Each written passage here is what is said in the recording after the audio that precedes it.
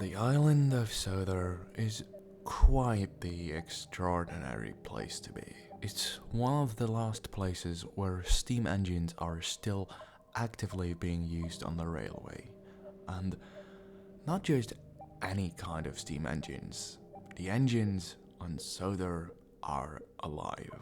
And exactly that has led the island to become a point where many people come just to meet the engines and maybe take a ride on this very peaceful small island. Well, that's the official version. The reality is something completely different.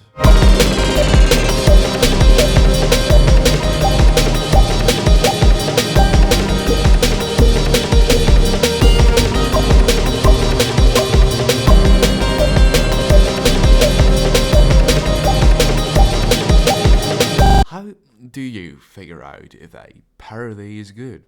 That's a question I've been asking myself for months. Like, what makes something a great parody? And do you have to take your source material as serious as possible? I just don't know, and that is frustrating. It shouldn't be that hard, but seemingly people are actively debating on what's the right way and how not to do it. And in the case of today's topic, well, we have quite the discussion, because we aren't dealing with any run-of-the-mill parody. We are dealing with a real behemoth, a parody meant to end a trilogy of parodies, the magnum opus of weird, Sodorland. Yeah, I know.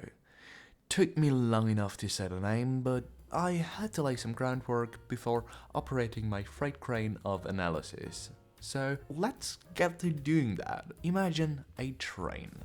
Now imagine unspeakable horrors. Did that? Cool, because that's theoretically what you could dumb this down to, which is not what I'm gonna do, because the story of this trilogy is a bit more complex, though I gotta be honest, it is still a parody, so please don't take this too serious.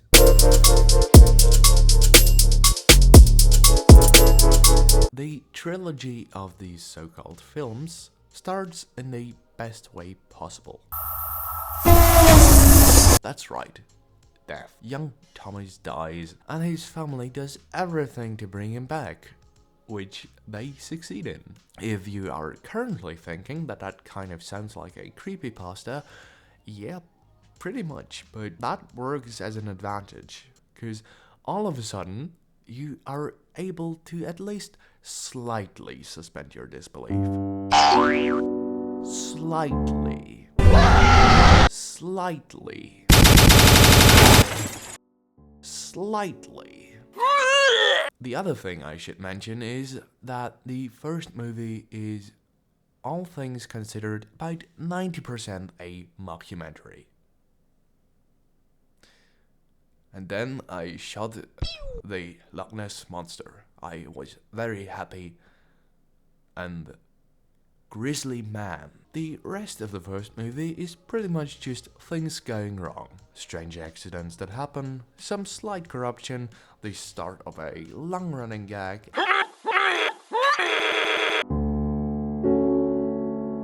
and Thomas finding out that he's a clone. The end. If that sounded interesting to you, yeah, you're not alone. These many people were also intrigued, and they wanted more, which they got 1,062 days later.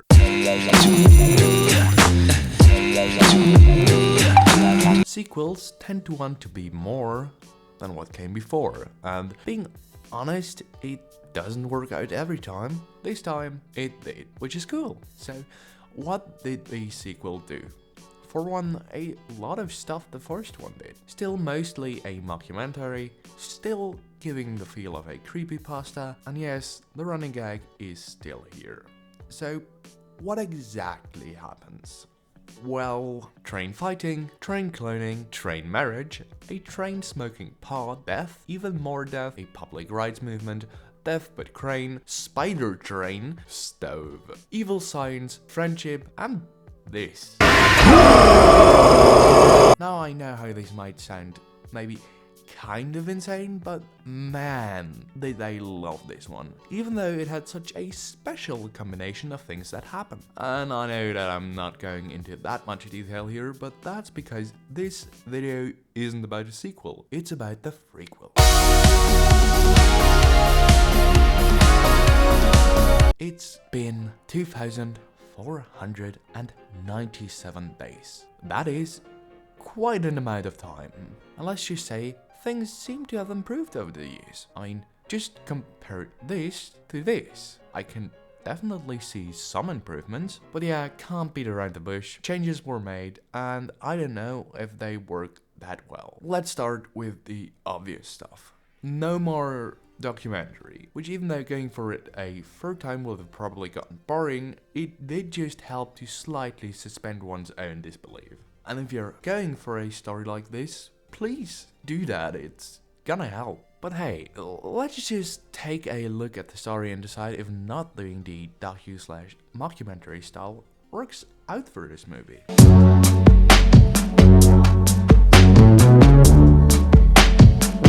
I gotta be honest, I get it. This was the right way to do it. Doing something special for the last one is understandable, and yeah, this one's a bit more, well, I don't want to oversell it here, but it's at least a slight bit more moody. Now, that sounds good, right? Well, I wouldn't be asking this if there wasn't something I want to bring to your attention here. This movie is giving the vibe of having watched about 15 minutes of Blade Runner. To be exact, the version that has Harrison Ford narrate all kinds of stuff. I'm making a movie with just that vibe. My opinion though, it's something I just haven't been able to get out of my head since I noticed how similar those two felt.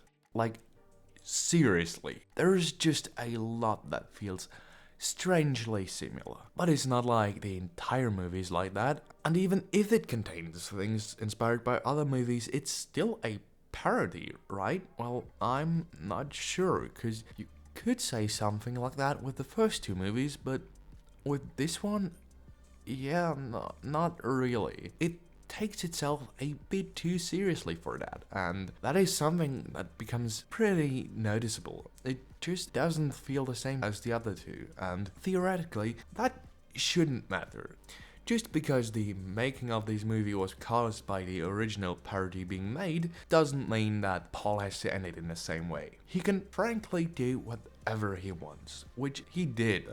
There's some stuff I do just find kinda questionable. Actually, a lot of things have been questionable for a while. Like, there's a lot of really not that great stuff in the original movie and the sequel, but they kind of were able to hide that, because they really didn't take themselves seriously. This one did though, and I'm just gonna give you a quick summary of how it ends. Keith Jr. arrives at the shed that had started all of this. Shed 17. A green glow was emanating from the building. Keith knew very well that the final part of his journey had begun. Revenge was near. Stepping inside, he was greeted by a very old Dr. Ruth, telling him that he was just in time. The doctor rambles for a bit, and their conversation ends with both shooting at each other. While Keith was hit by the doctor, his bullet hits the giant glowing tank instead, which bursts and kills Dr. Ruth. Before Keith can succumb to his bullet wound, a creature emerges from the tank and walks towards him, gets on his knees before him and extends his arm. And all of a sudden, Keith's wounds disappear. In fact, not just Keith is being healed, everyone on the island is. Standing on the bridge that connects Sodor to the mainland, they look at the creature. It looks just like Thomas. Just as everyone thinks that it's all over now, a familiar face approaches Keith Jr. The end. Yeah, gotta be honest, quite the finale. And yeah, Thomas looks horrifying. So, did doing it this way work? Yeah, I guess it did. But I still feel like the ending really just doesn't work as well as Paul thought it would. I do like what Paul is able to cram into this movie, just a good bit of lore things and some slight critiques of real world things, but yeah, the ending just ain't it. But hey, if the rest was good, I can't really complain, right? Yeah, no, of course I can. But why? This is a series about bioengineered trains. It really shouldn't matter. So, this is it. The journey is over. I can finally move on from a series that I was mildly interested in and made some videos about. To get some last important words out before we are done here, the whole trilogy has, even though it has some rough edges, managed to come to a relatively good end. It had a solid start, a sequel which, yeah, might not be as great but still has some moments, and a solid enough last film. Honestly, this is fine. There's a lot worse you could do, and I think I can leave this series on a positive note. So yeah, don't go into 17 Sheds. I guess it seems to be quite the ordeal to deal with. Bye.